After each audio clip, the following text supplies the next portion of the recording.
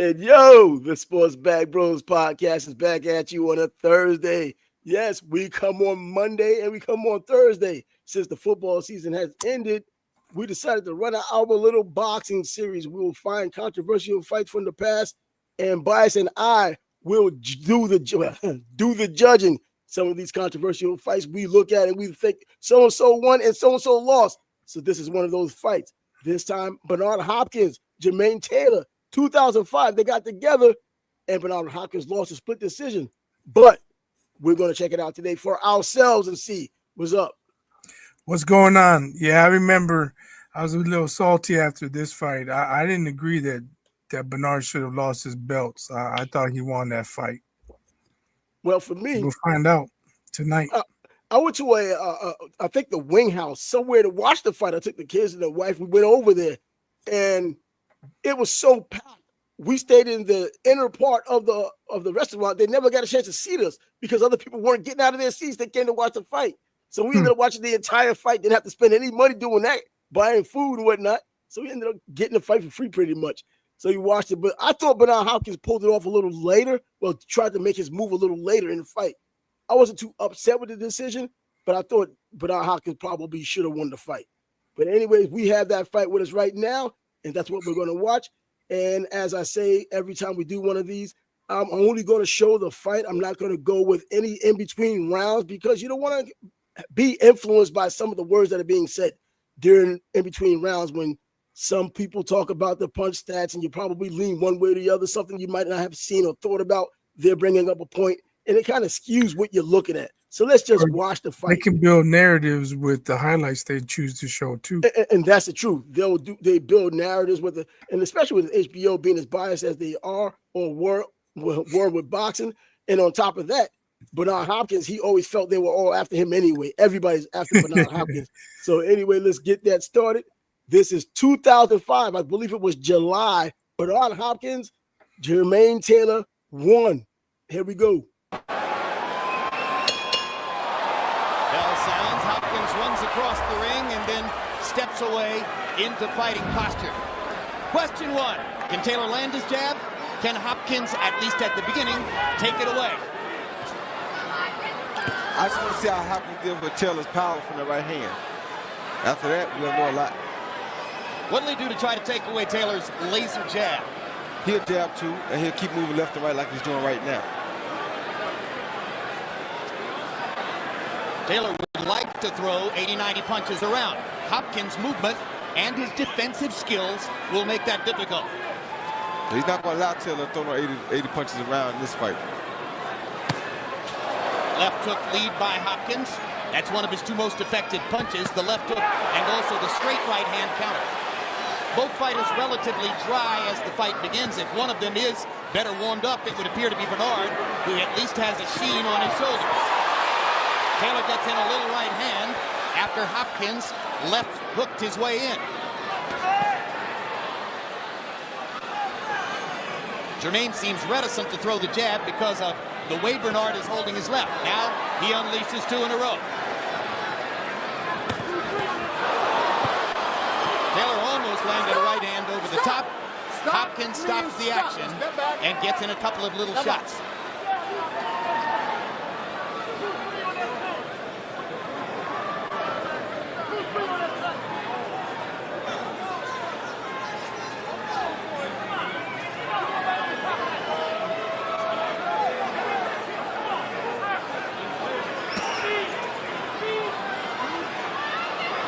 For weeks now, Jermain Taylor and his camp have been talking about trying to put pressure on Bernard Hopkins.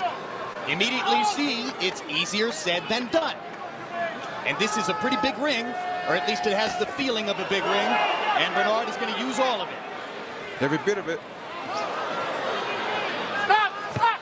Taylor missing wildly with the right hand on two occasions. Is he anxious, Roy? Yeah, he's very anxious, he's very nervous, but it's good for him. At least it keeps him to where he won't get caught with a big punch early, not expected from Hopkins, because he's very cautious right now. But if he was hoping that Taylor would burn himself out early in the fight by becoming over-aggressive or trying too hard, that doesn't seem to be happening. It's been a first-round war of nerves. And as the round comes to a close, boxing fans, many of you know the subplot. Lou DiBella, the promoter and advisor to young Taylor, former promoter and advisor to Hopkins. He steered Hopkins into position to unify the middleweight title against Felix Trinidad. Then they had the worst round of falling out. All right, that's the end of round one. How do you have it? It was kind of a close round, but I give the edge to Taylor. He landed a couple more power shots. He was a little bit busier. Hopkins was being his usual patient self. It looks like he's trying to set things up for later. Yeah, and I thought the same thing in terms of Taylor being more active. Hopkins trying to slow down the fight. We know his history and how he tries to do that, tries to set traps. But Taylor was coming in not overly aggressive, but when he was within range, he was able to get off a few punches. He caught that inside right hand. It got Bernard's attention. Nothing that hurt him, but it got his attention and kind of gives him something in the data bank for later on, realizing that this is the kind of power he may have to deal with. So, Bernard Hopkins, I don't think he won that round. I give Taylor 10-9, so Taylor's up right now, round two.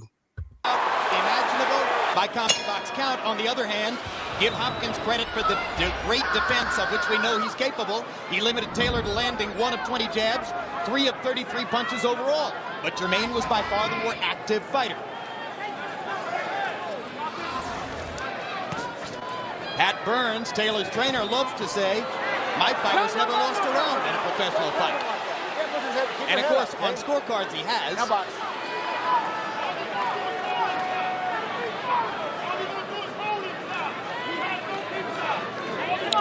Well, I can tell you now, Bernard's thing going to look to wait this out so he can make sure he sees Taylor's punches. He didn't see that right hand well enough and was momentarily stunned. And I told you the thing was going to be how well could Hopkins take that right hand.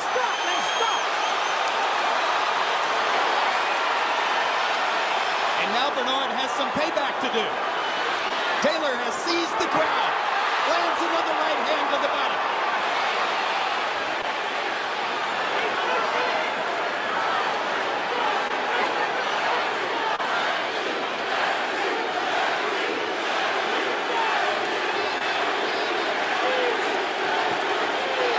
That's the laser jab. That's the quick one. Stop! They're going to break now. Hopkins gets in little shots to the body inside, hoping the damage will accumulate. And the reason I said I wanted to see how he took the right hand is because if we remember back, Segundo Mercado dropped Bernard Hopkins with the right hand. He reminds me of the right hand power that Jermain Taylor has. Taylor got in a left hook there and a right to the body. And came with an uppercut as well.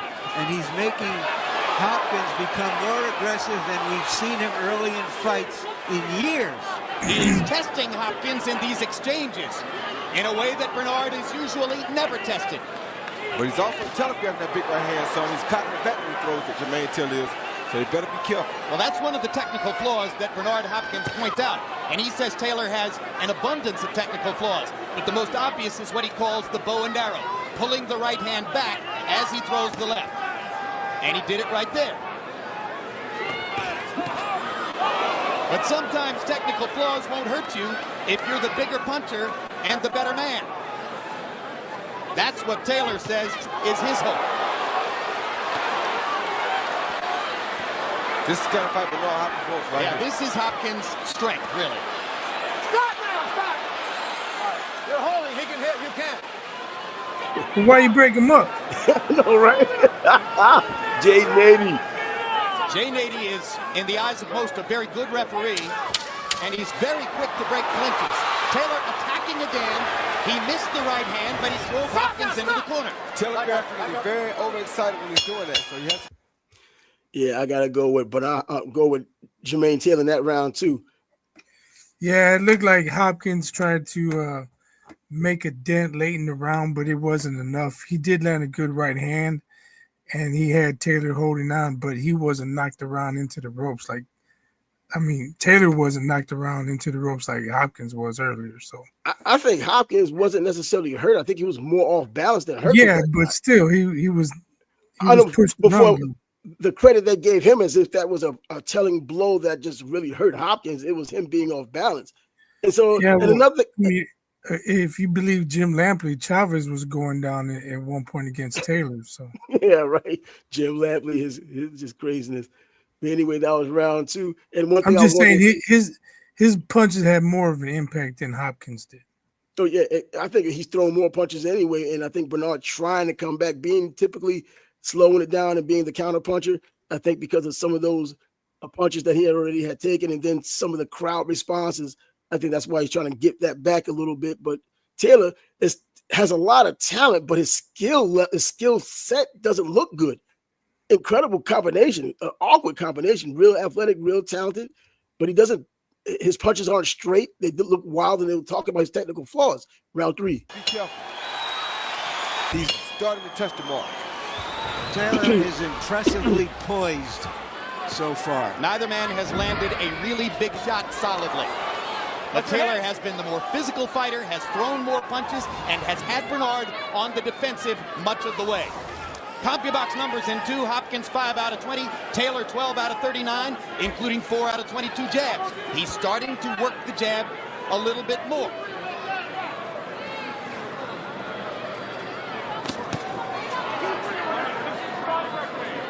Double jab there. He was gone before Hopkins could fire back.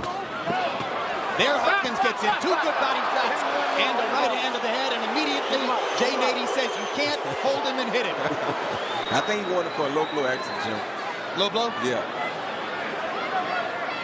So the first warning of the fight goes to Hopkins. We all knew that would happen, though. Hopkins playing a smart game now. He's just trying to wait the kid out, let him get a little tired, then he'll start to do more work. Good left and right movement to keep him from planting on those punches so much.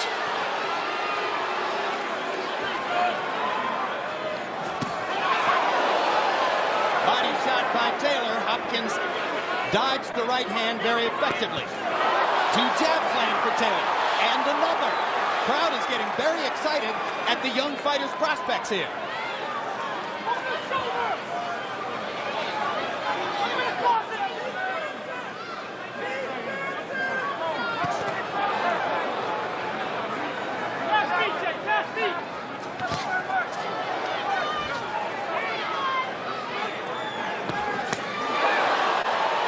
The sheer physicality of Jermain Taylor is keeping Bernard Hopkins on the defensive.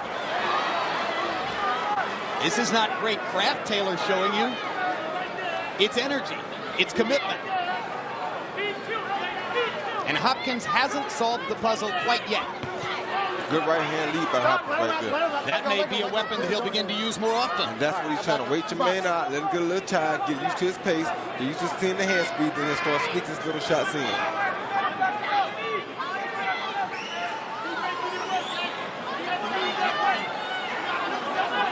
Well, one thing's for sure. From that distance, Bernard isn't going to win any rounds. Because from that distance, Taylor can land.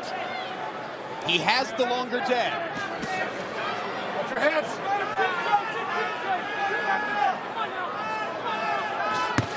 Good hook. Good left hook by Bernard Hopkins. That one caught Taylor flush. And he's trying to make Taylor get anxious and want to land punches, and he countered when he do it. That's what he wants to do. Taylor attacks and lands a left and a right. Where you go with that one? I think I gotta go with Taylor. Yeah, I'm about to say I got the third straight round. I already marked it down. Taylor wins that round because of activity. Bernard is trying to figure out the pace, like Roy is saying, but it's the activity of Taylor in the early going, getting that money in the bank. Yeah, Hopkins is doing a lot of moving around. Even as the champ, it's hard to win the fight, just going side to side constantly and not doing much.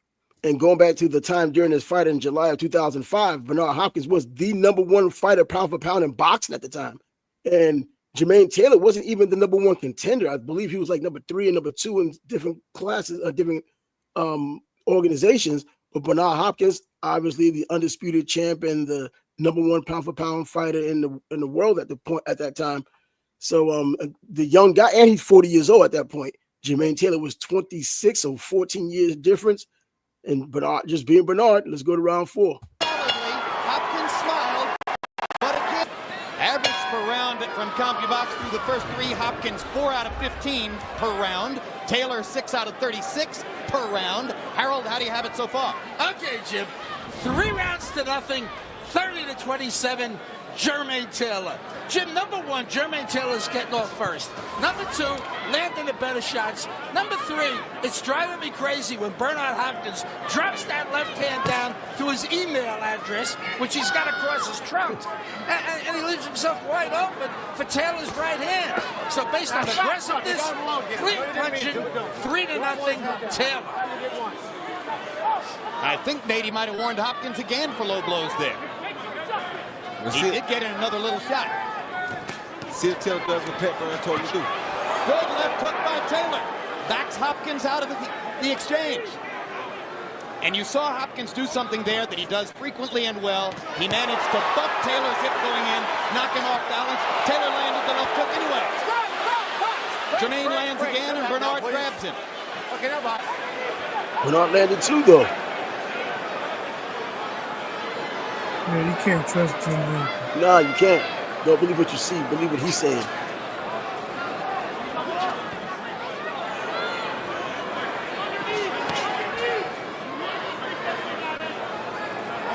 Bernard much more the attack now than we used to see at this point in the fight. But he hasn't unveiled those doubles that Bowie Fischer was talking about. No double jabs, no double hooks. He definitely seems to understand that he's going to have to start scoring in the fight.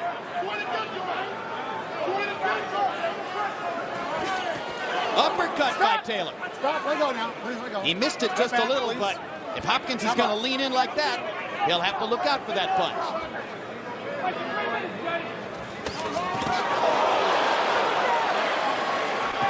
And again, Taylor backs Hopkins out of the wow. ring. Yeah, but he tried too hard with my hand. Hopkins saw it coming, beat him to the punch with the left hook then.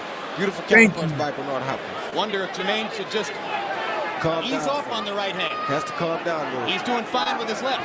Can't win a fight being that anxious. He's too anxious still. Stop! Right hand down.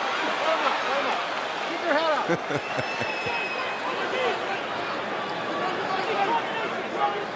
This round is on the table in these last 30 seconds. And you saw Jermain Taylor steal the first round with a late flurry. Can he do the same thing here? Still a little anxious. Bernard Hopkins has settled down, has found his rhythm a little bit, and he's waiting on Taylor to make mistakes, and that's all he's doing. He's waiting for him to make mistakes, and he'll counter, and that's how he plans on beating him. Well, there are only 12 rounds in the fight. If you're down 4 and soon to be down 6 or 7, you got to start thinking knockout. He's got to start winning rounds. Man, bro, I'm going to go with Taylor again in this round. I don't think Bernard has done enough. Taylor is doing something. Bernard is still winning around, giving him a bunch of movement, pot shotting, but that's going to get overwhelmed by even the double jabs that Taylor's throwing. I don't agree. I'm giving that round to Hopkins. He wasn't moving as much. He had Taylor backing up. He had him swinging wildly and missing. If you listen to Jim Lampley, all those punches are landing, but most of them were not landing. Oh, no, they're wild. And Hopkins was sneaking in good punches, like right there at the end of that round. Taylor was coming at him, and he caught him with a good right, and he had him falling into the ropes. To me, that was Hopkins' round. I think it's a sheer volume thing with Taylor, and the double jabs that he's throwing, some of them are landing, and that wild right. I mean, it's been wild since the first round, so it's not like he's getting tired and he's getting wild. He's just a wild fighter. He's missing wildly now. He's missing wildly. Yeah, it's a wild punch that he's missing, and it's making it look even worse. But he's doing a lot of activity from the waist up and throwing the arms, and he's getting, and some of those punches are landing. Bernard's getting sharper punches because he's landing one at a time. But when it comes to points, Taylor looks like he had gotten more points. Let's go to the next round, 5. Hopkins was going to put Jermain Taylor into that kind of a cauldron with his experience and his great ring skills. It hasn't happened yet. Maybe still it will. But so far, Taylor is holding his own, and at least on Harold Letterman's card, won the first 3 rounds.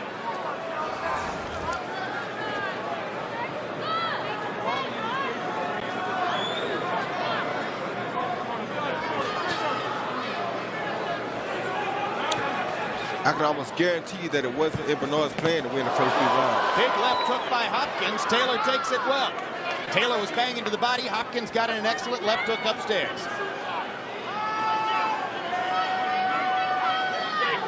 As usually along about the 5th or the 6th round that Bernard begins to unveil his withering right-hand counterpunch. Exactly. Which I think is his most damaging blow. Hopkins knows that this is a distance race. Stop. And doesn't mind if his opponent thinks it's a sprint in the early going. Over there, okay? But you know, Tarver was a... There's blood. There, please. There's a We have cut. here. There's a cut on the eye of From a Jermain Taylor headbutt. from a headbutt. This was headbutt something that over could have there. been expected. All right. Looks like the cut is well up on his forehead. Ready? Come in. Box. Definitely from a little headbutt. Taylor has never been cut. Now he's got blood streaming down the left side of his face. How big a distraction, Roy?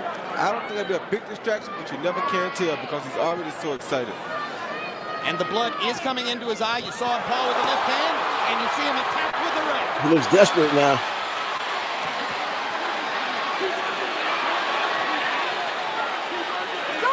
Stop. Watch your head. showing no respect for his elder.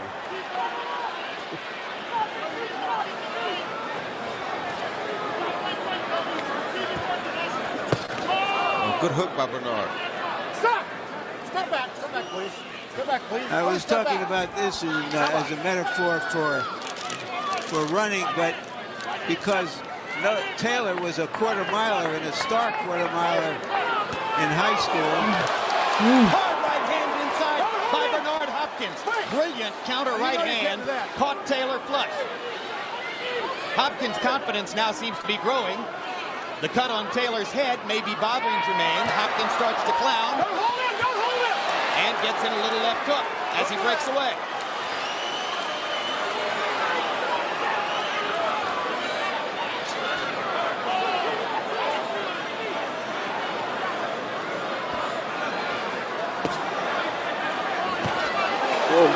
There's the right hand. Nice. That time he led with it.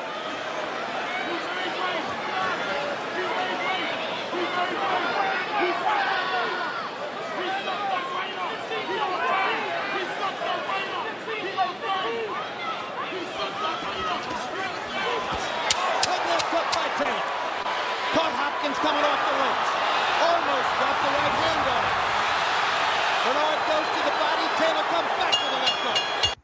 All right, that's a clear Hopkins round, in my opinion.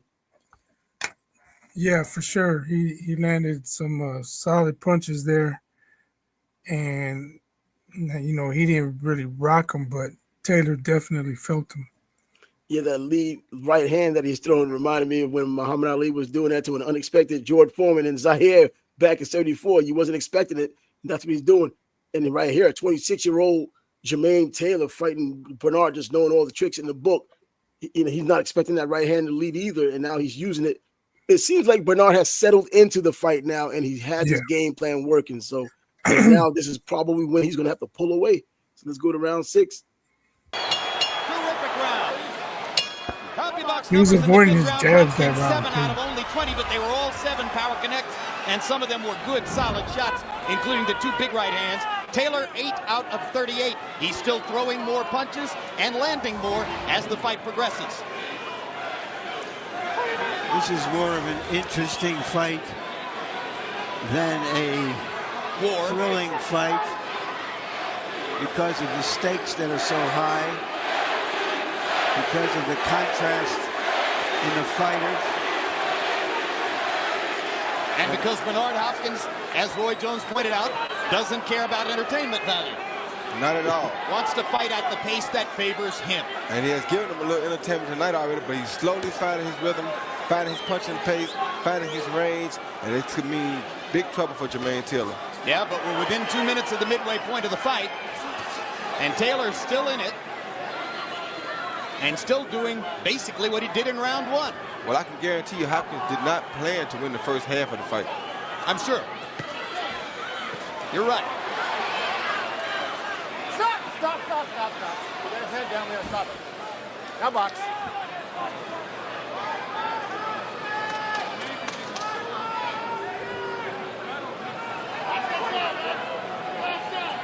The blood continues to flow from the cut on top of Jermain Taylor's head because of the placement of that cut on top of the skull, Roy.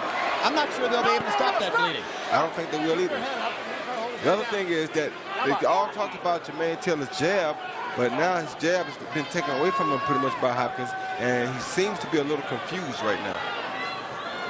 I agree. He doesn't seem to know exactly what he wants to do offensively because he's not able to set the tempo as easily as he did against every other professional opponent with the jab. And that's the thing that worried me about it, because I knew he wouldn't beat Bernard Hopkins with the jab. Gonna have to find another way to do it. Exactly. And it's got to be work. You're 26 and you fight a 40-year-old guy, you got to try to outwork him. Especially when he's as good a veteran as Bernard Hopkins is. So should he be throwing more punches? Yes, he should stay on the attack. He should never let Bernard sit in this rhythm, because this is when Bernard is waiting to set him up with something. That's what he should be doing right there. Well, he did exactly what trainer Pat Burns told him, working underneath and going to the body. So when he stood there, you see he got caught with a flush right hand, and every time Bernard catches him sitting still waiting, he's going to hit him with that shot.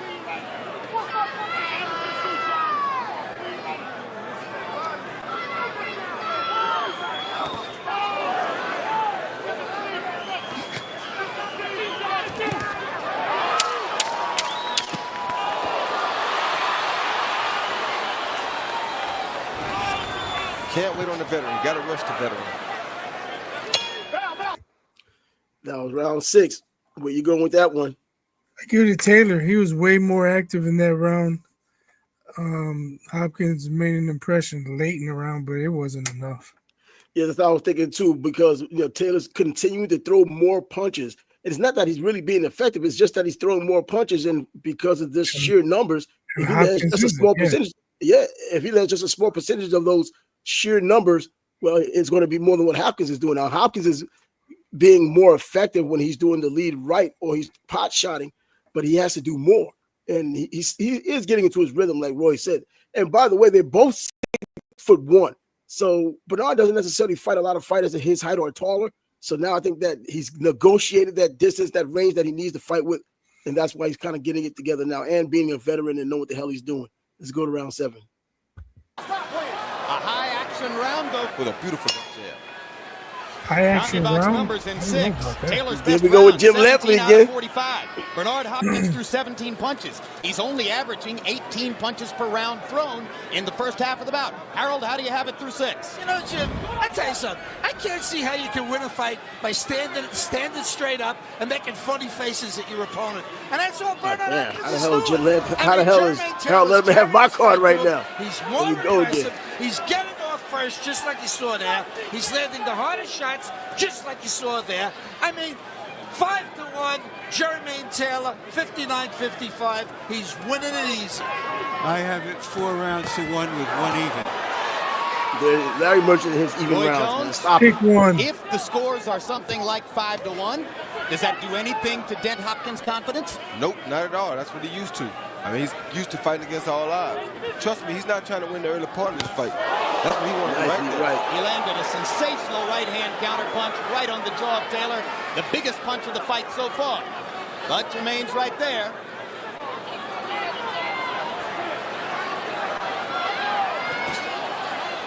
As long as he can do that, he won't be dampened at all. Hopkins missed with the right hand that time, and Taylor got him with a left uppercut to the body. Double jab by Taylor.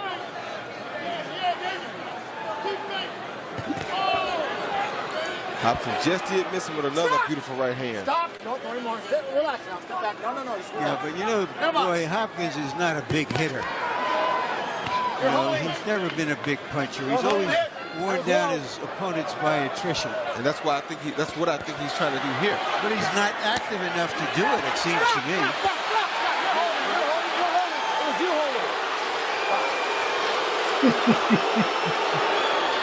The pro-Taylor crowd booing as Hopkins is again warned.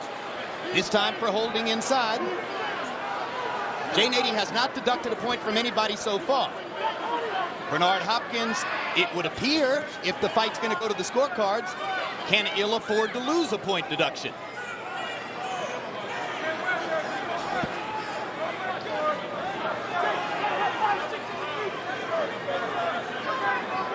I mean, if Hopkins is trying to pop shoot him 2 or 3 times around, Roy, that's not enough. No, it's not. He's just hoping to wear the kid down first, then hit him with a good shot. Then you're saying he's trying to he's hoping to knock him out? Yes, that's what he's hoping to do. He not looking at trying to outbox this young kid. He'd be crazy to do that. So his thing is to wear him down, keep touching him every now and then, get him a little tired. Then he hoping when he touch him. You can't count on getting a young fighter tired. Really interesting. That's what he's trying to do, I think. The popular media choice was Hopkins by decision. Seems to. So I'm going to go with Hopkins in that one. Not that he was busier, but he was more accurate. It was uneventful, first of all. So, but I will go with Hopkins on that because of the accuracy, and it looked like he had somewhat of an effect on Jermain Taylor. Jermain Taylor didn't necessarily do a lot to him. I agree. Taylor wasn't as active as other rounds, and when he did let his hands go, he missed for the most part. Yep. And when he throws his big punch and relies on the big punch, he misses it big. And it just boggles my mind how athletic he looks, and he looks the part. But when he throws those punches, they don't look crisp. They don't look sharp. They look sloppy. It just happens to land on occasion. That double jab would look nice if someone else was throwing it, but he's throwing it. It looks like, I don't know, it's a Rocky movie or something. Anyway, let's get to the next round. 8. So after 7, I got a 67-66. Pat Burns must be too because he's fussing at Jermain Taylor about not being busy enough. Well, I think Burns is probably right that Taylor enhances his chance to win if he can be busier. On the other hand, CompuBox numbers show Taylor throwing exactly twice as many punches per round, getting off 37 punches per round to so far only 18 for Hopkins. And again, those of us who wonder how Bernard Hopkins is going to win this fight don't see him getting that much more active. It's about selection, obviously. And you're saying, Roy, that withering right-hand counter and the left hook, thrown effectively, will eventually reel the young fighter in. Well, that's what he's trying to do, I think. I think his plan was not trying to come in and outwork the guy, but try to come out, take him in the deep water, and then catch him with a big shot. That's what I think his plan is, because he didn't come out aggressive. He didn't come out and throw a lot of punches to show that he wanted to outwork Jermain Taylor, so that has to be his plan. Now, I don't know if that's going to work. My feeling is it better be, because if the plan involved winning rounds, he's not doing that. That's what I'm trying to say. And now Taylor willing to exchange, and Hopkins begins to throw a little more, and they're even in that exchange. Jab from Hopkins, pretty rare so far. Second jab from Hopkins. In recent fights, watching Bernard Hopkins fight is like watching someone swim laps. He hasn't been active, and he hasn't turned it up here.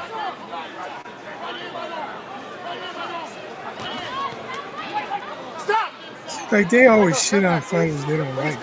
Yeah, they don't like Bernard Hopkins. I'm surprised with Larry Merchant. He's a Philadelphia newspaper guy. I thought he would like Bernard Hopkins. Kind of like with Stephen A. when it comes to AI. Philadelphia Good left hook by Hopkins. Backs Taylor off after Taylor had begun the exchange. But one punch at a time for Bernard. Basically all the combinations in the fight have been thrown by Jermain to the degree that anybody's landed a combination. It's Taylor. You know, Roy, you've been talking about Hopkins hoping the kid makes a mistake. There comes a time in a fight where he's got to decide the kid isn't making many mistakes. I better start doing something else. Now, that's true. And I think he's running out of time being this is the 8th round. The kid is not giving him anything with mistakes.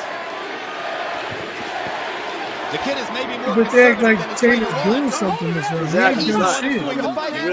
And That's why I'm saying, imagine in between rounds and nonsense they were saying, the clips they would come up with justify what they're saying. One more hold and hit on Hopkins' part and to take a point away from him. And I've made the point. I don't think he can afford a point deduction. Or at least it wouldn't appear that way. Man, I'm going with Hopkins on that one. I got an even fight. Because even though they think that they're talking about how inactive Hopkins is, what Jermain Taylor's doing is not effective. He's throwing the double jab, he's looking the part, he's throwing the punches, but they're not either landing or they're missing wildly. And Bernard still is kind of pot-shotting, and when he does get inside and get his little short veteran punches in, they do land. So it's been effective. So I got Bernard with him. And he started landing more jabs that round, too. Yeah, that's true, too. And a nice power jab at that. The jabber. Yeah. Let's go to now round 9. We've got 8 rounds in the books, but there was no damage done, and the exchange was basically even, I think. Every round begins with the bleeding momentarily stopped on the top of Taylor's head, and then the trickle begins again shortly after the beginning of the round. Away from Harold Letterman. In the eighth, Hopkins 4 out of 24. Taylor 5 out of 41. It's been the pattern of the fight all along. The kid throws twice as many punches. That was a good right hand by Hopkins, which is what he wants to do. But Taylor came out and did a smart thing, which is start facing Hopkins early in this round. Good body shots by Taylor. That's what Taylor should have been doing. And he gets away Going to his body. Is the kid exposing the old man's age? Or has the old man got something left? You're holding. You're holding. Capacity in the house Larry is Merchant. 13,000. Attendance Just officially saying things. 11,992. And then this old man moved up to light There's heavyweight. an air of tension Or not now light heavyweight, just as the ends up ninth beating round progresses toward Kelly its close. Pavlik at Fought 168. for what, 6-7 more years? What was that fight at 168 with Kelly Pavlik or 160? I think it was 168. Either way, he beats Kelly I Pavlik. think Jermain Taylor's confidence is rising, Roy Jones. He doesn't believe so far that he's seen anything that he can't handle. Even though he got caught with the two big right-hand counter punches, he seems more comfortable than before. But also, I think what's happening here is Bernard Hopkins is now moving forward. He now knows that he's got to do something, and we'll see if Taylor can capitalize on that.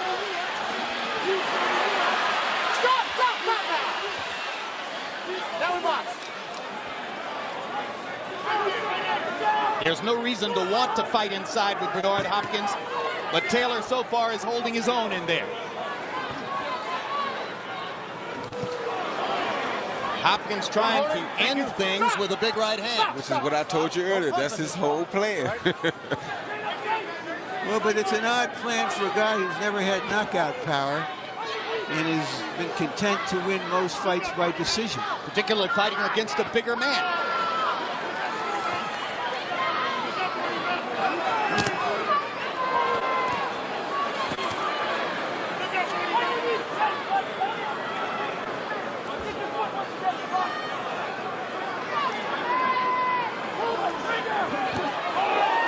Right hand counter by Hopkins.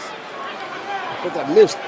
I think Taylor he again grazed misses him. with the right, takes a little left, comes back with the left of his own. Now there's going to be a fight in the ring. There's the clock. That was a 10-second clock. Taylor not letting Hopkins seize the initiative. What are they watching? I think Hopkins was going forward. They even mentioned earlier in the fight that he was going forward in the round, that he was going forward. And he's being effective. He's throwing fewer punches, but he's landing a higher percentage of those few he's throwing. Yeah, that one ended up being a close round, but I think I got to give it to Taylor. Hopkins, he just didn't do enough, and then maybe the last 40 seconds he stepped it up, but I don't think it was enough. Okay, I went with B-Hop on that one, 10-9, only because he didn't throw a lot of punches, but the punches he threw, they were landing at a higher clip than what Jermain Taylor's doing. And Jermain Taylor's throwing a lot of punches, but for someone who's right in front of him on occasion, he's missing a lot while he's in close. I don't know how you do that, man. Anyway, let's move on to round, 10? 3 rounds to go. To listen to those two corners, we should have the might same thought it's score now, Hopkins I who may be up 7 rounds to 2 or 8 rounds to 1. Yep. But all the urgency was in Taylor's corner. Power shots in 9, Hopkins 5 out of 19, 86, Taylor 2 85 out or of something? 15. Harold, how do you have it scored? 3/4 of the way through. Okay, Jim. 88. Oh, yeah, there we go, Hopkins. 7 rounds B-Hop, to 2. come on, man. Jermain Taylor. Jim, I got this. If Bernard Hopkins doesn't pick up the pace, he wouldn't win this fight if it were in a blue horizon. I mean, he's got to start getting off. Now, in round 9, he moved forward. Hopkins is He down landed a couple of 185, nice 86 shots. for He 1 point for me. eked out that round. But that's about the first round he's won since the 5th. 7-2, Jermain Taylor. Well, obviously, on Harold Letterman's card, Hopkins is already in need of a knockout. Now, we have no idea what the 3 said the only official round he wants cards is the look 5th. like. Of course, Dwayne Ford, Jerry Roth, Paul Smith, 3 veteran Nevada judges.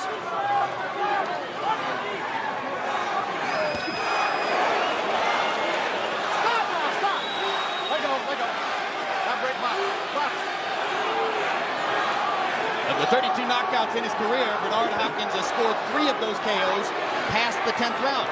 Those were in fights in which he was dealing out most of the punishment. Yeah.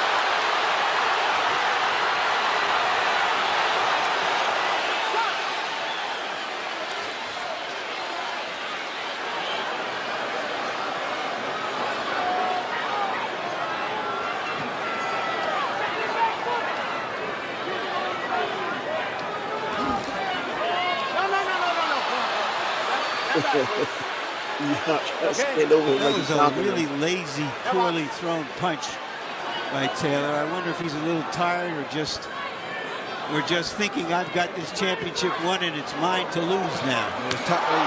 Man. That may be the punch that could turn it around for Hopkins. Taylor holding on with 45 He ain't letting go either. And that's what I've been telling y'all the whole time. I knew that's what his plan was. So no matter can he execute or not. Hopkins again catches Oh, bro, come on, Bernard. Come on, Get out the way, Nady. Nady pulls him back in. If he wants to turn his back, he can punch around him. He did. Taylor caught Hopkins with an uppercut.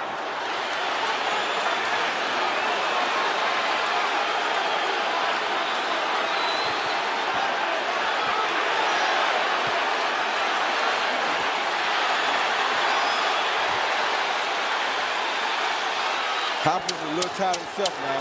And Jermain Taylor lands a right hand to punctuate the round. Bernard Hopkins got in the big What right is he hand talking shot. about? To punctuate the round, there was like 10 seconds left, and Hopkins got the last punches in. This guy here. Yeah, With that was another a Hopkins round. another Hopkins round for me. I Now got it it's even tied after. I got it even after 10. Yeah, I got it even now. 85. 96. We got the same card, just different rounds. Yeah. So damn. And I did say when I was watching this fight that Hopkins kind of put it together towards the end of the fight, and I thought that Taylor looked helpless at some of those points. So I guess it's also some of these other rounds, 11 and 12. We got to see these championship rounds.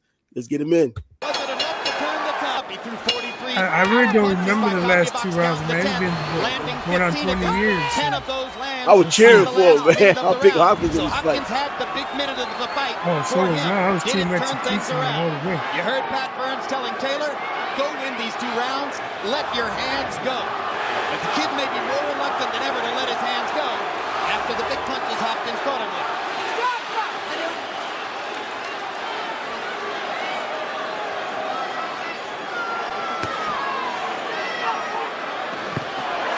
Right hand over the clubbing top, right lands hand. again for Hopkins. That's from Lane. Now he played around. The good thing about Jermain Taylor, at least he fights back even when he's tired. His Taylor arsenal is decides to just so start the limited. exchange and lands a little left hook. I know Manny Stewart got upset with him a couple of If times. he waits, Jim, he's not gonna be able to handle what happens to him. So he better be the aggressive. Hopkins again targeting him with that withering right hand. Every time he waits, that's what's gonna happen to him. That's what Pat Burns was saying when he said you got to let your hands go. You've got to go ahead and be the aggressor. Every time he waits, that's gonna happen to him. And he's waiting again. Now he jabs and sticks it into Hopkins' face. Manages to slip the right. He's showing how tired he is.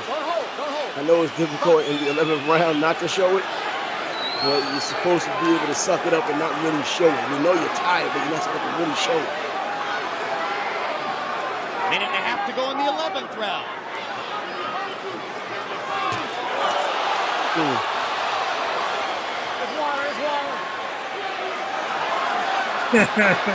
Hopkins playing around in there now. He got the crowd on his side.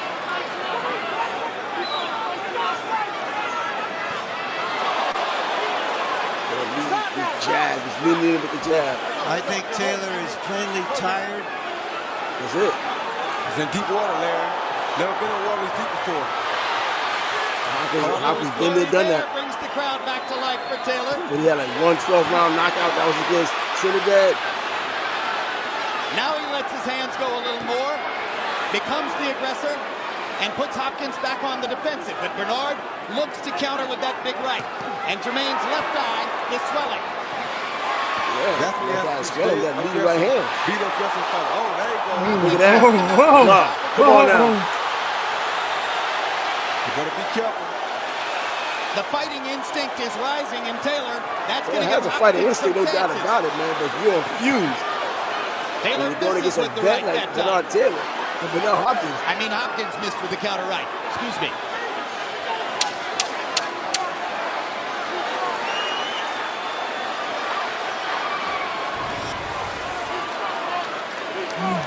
Just notice the difference. Like Hopkins, no wasted movement. Taylor's, a lot of jittery, frenetic. Yeah. So yeah, give B-Hop that round. I gotta give Hopkins that round. Yeah, so now on my card, he's ahead by that one round. So going into this last round, I got it 106, 105 going to the last round. It looked like Taylor was trying to bring it draw even in the round, but then Hopkins caught him and he just took control. And rained him on the ropes. He just ragdolled him on the ropes. That just took the round for him. And he's noticeably tired, but he does have a fighting heart. He just doesn't have a lot more in his arsenal. Here we go, the final round. Against Felix Trinidad.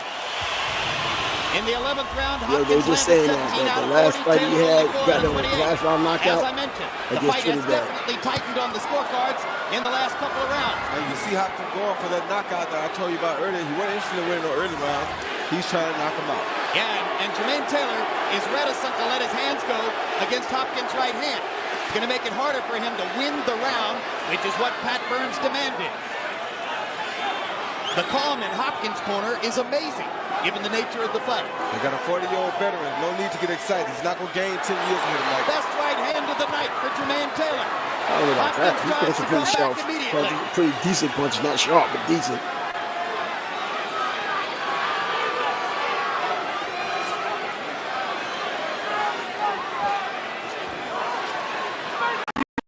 That's the first jab to the body he's thrown all night. Who, Bernard? Yeah. Right hand lead landed for Hopkins. That was not the mouthpiece. That was Vaseline that flew off of Taylor's head. Yeah, that cut. Taylor lures him into the corner and is willing to trade. He caught it right here. Okay, Got back to I'll take the lure back. Big right hand for Taylor. You better be careful. Taylor's on fuse, but he's still fighting. He got a lot of heart. In the round with a minute and a half to go. This is that experience you gotta and this earn. Could well be on the table. Oh. There's the right hand again for Hopkins. No wasted movement. Staying within range. Hopkins using all the guile. He doesn't have to lunge. He knows exactly where you are. Throw of years in the Philadelphia gym to try to pull this one out. Looks like the tune has changed. To be the you got Hopkins being called. There we go. Hopkins' long middleweight reign, and it certainly has been that. That hurt Jermain Taylor real bad there, I think. Taylor is slightly wobbly now. 50 seconds to go. Can the old man pull it out? Bernard Hopkins, with all his guile and skill, looking for that 21st consecutive title defense. And Taylor trying to fight his way to the finish.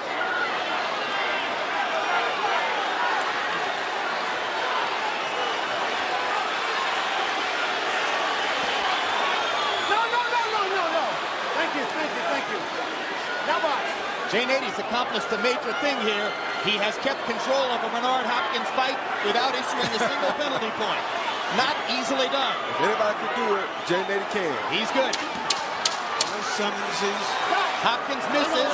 Taylor lands a little right hand inside. 5 seconds left in the fight. The judges are going to get to choose the winner. And both will celebrate now. I gave the fight to Taylor, but let's remember that if the fight is close, in history, the veteran champion often gets the benefit of the doubt. The scoring of the 12th round could well be critical. And in that round, Hopkins threw 45, landed 12. Taylor threw 37, landed 5. So at least by CompuBox numbers, Hopkins won the round.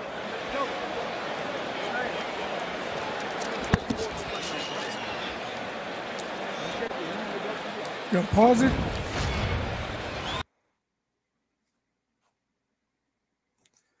So I think that was a clear Hopkins round again. I got Yeah. Hopkins 115, 113. Exactly what I have. 115, 113. Damn. That's what I saw that night when I watched that fight. I mean, I don't know if I kept the number, but I knew that Hopkins won just by the eyeball test. Not getting a chance to just do it round by round. We're going to get a chance to see.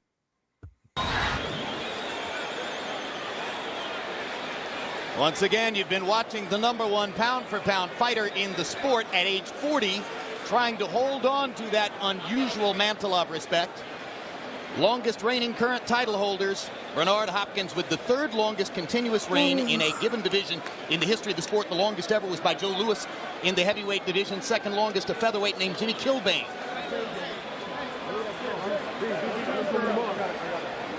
Security keeping Bernard Hopkins and Lou DiBella away from each other in the post-fight aftermath, and that's a very good idea. Several people don't Let's like Lou quickly take a DiBella. look at the 3 judges who will choose the winner of the fight. 3 real veterans from here in Nevada. Blaine Ford, 98 title fights. Jerry Roth. Here we go with Jerry Roth. Fights. I'll watch the fight with you. Come on, man. Paul Smith, 23 title fights.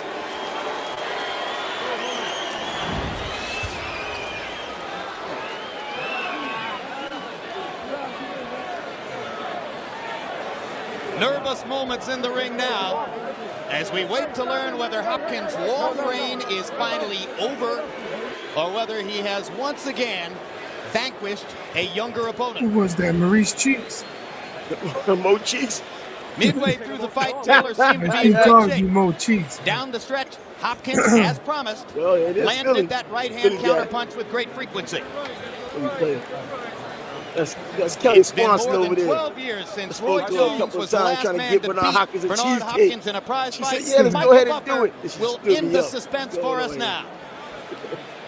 Ladies and gentlemen, here at the MGM Grand, we go to the scorecards.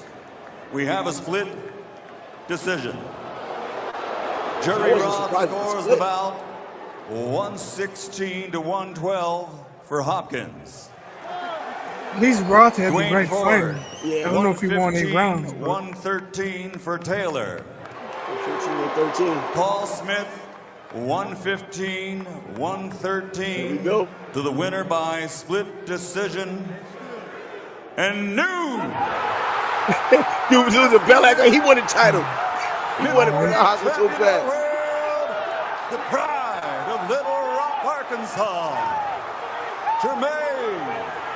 Bad intentions. Hell. Well, we see how that ended. Man. so it was no first robbery. reaction. What? I don't think it was a robbery. I still No, think that but it was first just a- reaction to the scorecards, maybe I gave Hopkins a round when it could have gone to Taylor, but that's 6 rounds. Ain't no way he won 7. Nah, he didn't win 7 rounds, but we're going to get this from the judges depending on what they're looking at, what they like, and maybe even what kind of a personal feeling they have towards a particular fighter. You never know in boxing. They're not I even gave him a shameful. round when you and Letterman gave it to Hopkins. Yeah. So, And I don't like doing that with Letterman at all, but I gave it to him believing that I'm just that's what saying, I like, saw. there's 2 rounds that could have gone to the other fighter. Yeah, that's but true. that would still be the same score because you're just changing the rounds. So, I think Hopkins definitely won. Yeah, I saw it. When I saw it live, I thought he won it just because of that last quarter of the round. It looks like he was putting it together, especially towards the end. He really damaged Taylor. And to Taylor's credit, I think he got more credit for fighting back because he hasn't been in that spot before. Deep water. He got credit for his heart. But if you're talking about points and points accrued and how they were gotten, it should have been Bernard Hopkins. But they tell you one thing in terms of how they judge a fight. And when they judge a fight, it looks completely different. Yeah, especially when you consider Hopkins is 40, Taylor was 26. 26 at the time. And who was the one that was sucking for air and getting knocked around the ring the last couple of rounds? The Exactly. 26-year-old guy. And the 26-year-old guy was worn down because of all that frenetic movement from the beginning, and he was using a lot of energy. And I don't think it was nervous energy, which can also play a part before a fight and get you exhausted before the fight even starts. It's just that's just the way he fights, and we've seen enough of him now in retrospect to know, well, he never had those relaxed, sharp skills. He never looked relaxed in that ring at all. There was always a lot of jittery movement. Right, and watching Hopkins is a stark contrast. Like, no wasted movement, always under control, utterly confident.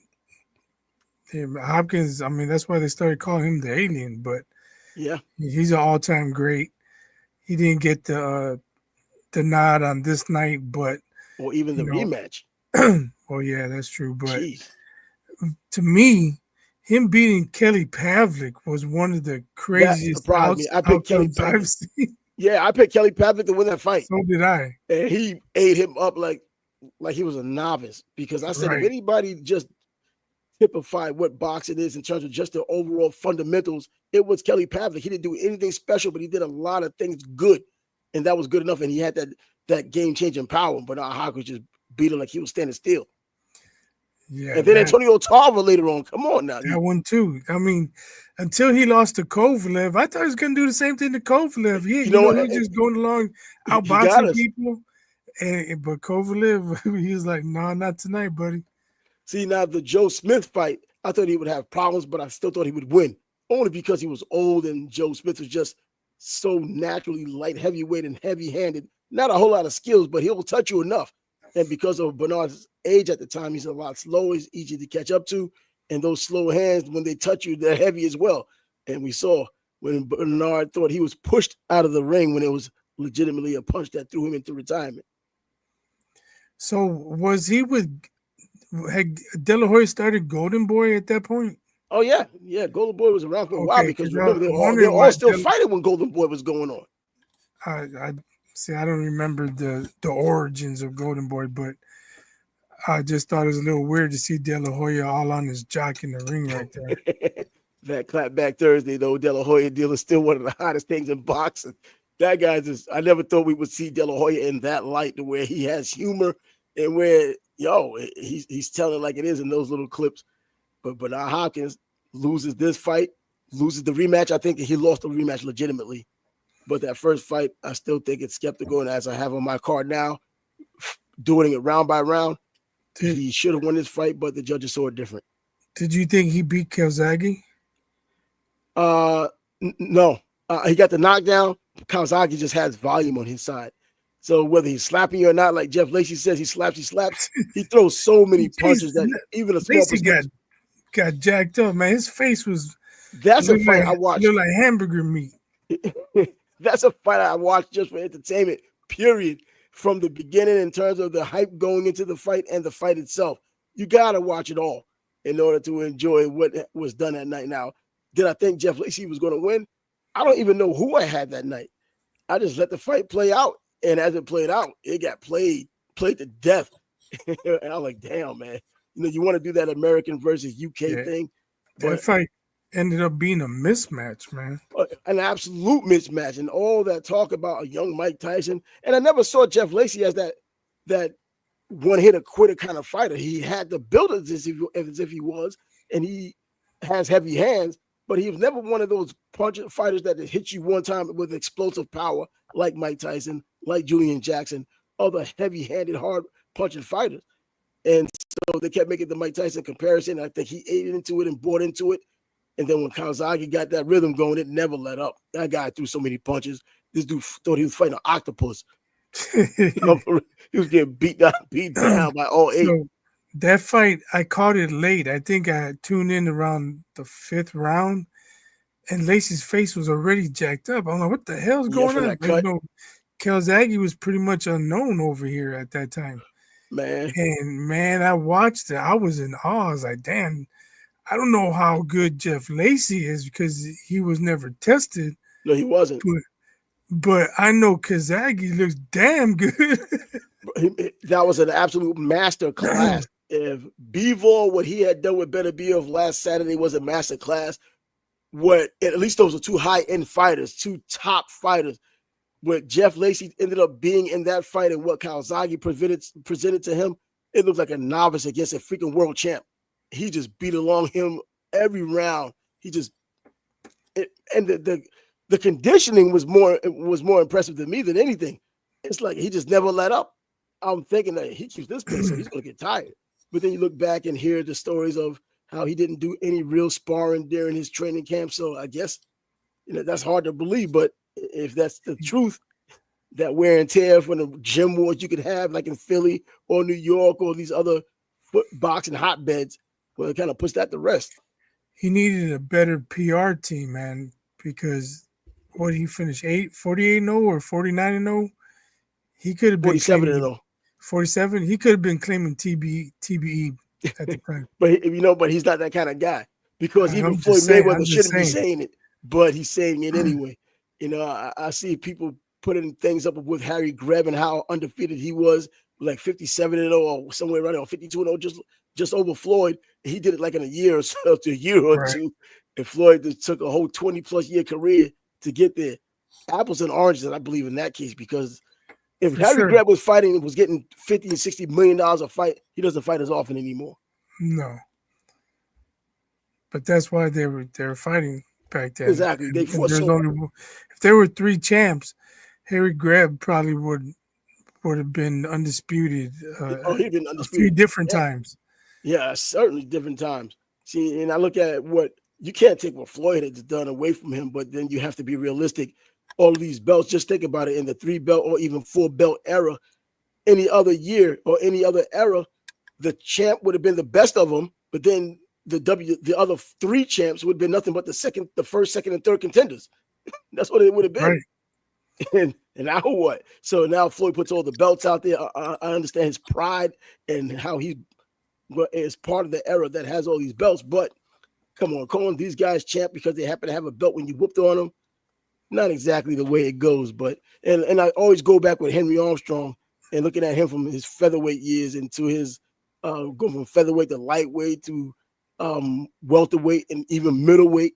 Just think about all the belts he could have won throughout those times. Right. 4 belts apiece. What's more impressive, being an 8 or is it 9 division champion, or beating all these guys who held titles? Well, see, I started to think about it with that, because you're talking about, are we talking about the 8 traditional classes or all these hybrid classes now? When you move up 4 pounds and now you're in a weight class, as opposed to the traditional 8. Well, we're talking about this era. So this era. I'm talking about Pacquiao coming up from 112 pounds? 112 pounds, yeah. And I think that's great either way, because George Carpentier came down from flyweight and went up to light heavyweight, won a championship, lost against Jack Dempsey as a heavyweight. So we've seen that kind of thing before with the traditional classes. Manny Pacquiao, either way, coming from 112 and even going up to 154 or catch weight, whatever you want to call it. It's impressive, but I can't hold that to the same standard as I would hold someone who did the traditional 8 classes when there's such a huge gap in between classes. And there were no catch weights. I'm not mixing eras. I'm just talking about this era because we're talking about Floyd. So I'm comparing him, saying he's beaten the most world champions. Yeah. But that's because there's more world champions. More world champions. Exactly. Compared to Manny Pacquiao coming up the 8 divisions. Yep. Yeah. Floyd's going to do it for marketing and ego. So his fanboys are going to jump all over it as well. And it is legitimate in terms of him winning those belts. But would those guys have been champs in any other era when there was just one champion anyways? No, they'd have been the number 1 and 2 and 3 contenders. And whoever would have been the best out of those 4 would have been the champ. That's what that would have been. But anyways, this is going to bring an end to our series of boxing this Thursday. Bernard Hopkins losing a split decision back in 2005 to Jermain Taylor, killing his reign as the middleweight champion of the world, as he set a record, by the way. I think it was 20 wins, 20 title defenses. Legendary nonetheless. Ends up losing the rematch, but he moved on. As you heard Larry Merchant talking about, the old man is pretty much done. And then he moves on from there and beats everybody else, Kelly Pavlik included, who beat the hell out of Jermain Taylor twice. Look who he beat after losing to Taylor. Kelly Pavlik. That's what I'm saying. Andre Tarver, Roy Jones, Even not Wiki that- Wright, he roughed him up, man. Yeah, it is not the real Roy Jones, but it was still Roy Jones. Yeah, well, that second fight they had, man. Um, Ugh. But the first fight, look, the first fight those two had, it was Bernard Hopkins was green. And I tell Yeah. people that, and they tell me otherwise. No, he wasn't. What makes you think he was green? The reason why I specifically said he was green in that fight, because I was at his fourth fight. He fought a friend of mine back in 1990 in Atlantic City. He was 2-1 going into that fight. I didn't know who the hell he was. It just happens to be he knocks my boy out in the first round. It was at, it was at the Sands Hotel in Atlantic City. And then next thing you know, I see him again against Roy, and I'm like, yo, that guy looks familiar. And then I'm like, and that's just a couple years later. So they fast-tracked him onto that championship opportunity. Yeah, He was with that was Butch Lewis. Butch Lewis, wasn't it? Yeah, Butch Lewis at the time. Yeah. Yeah, because those fights were being carried on BET. And the fight that he had with my boy was actually an undercard match for John Duplessis, who was a New Orleans fighter, excellent skill set, who ended up fighting Chavez and get knocked out in the fourth round. I remember that fight. He knocked him He was out. scared, man. He was scared going into that Knocked fight. him into the ropes anyway. Yo, he just damaged him. But anyway, I never heard from him again after that fight. Exactly. And I was sitting down there eating breakfast with him the morning of the fight that he had that day, not against Chavez. But yeah, man, and he seemed like a cool dude, man. He's talented. I thought he had enough talent to at least keep Chavez entertained until Chavez decided not to be entertained anymore. But but he came in, the way he came in the ring, he looked like he was nervous, doing that little spin routine he did coming to the ring from the locker room. But anyways, let's shut it down. This is going to be the Sports Bag Bros podcast. Watching the fight again, Bernard Hopkins, Jermain Taylor won. Bernard Hopkins lost a split decision, lost his title in the process, still became even more of a legend after the fact. Be sure to watch us on Monday because I'm sure things are going on. I know the NFL Combine is going on. NFL Combine, basketball, baseball is around the corner. I know we're not going to talk about any preseason baseball, but things have been happening in freaking baseball in the freaking preseason already. So he's biased. I'm Trav, Sports Bag Bros podcast is signing off until Monday. Deuces. Peace.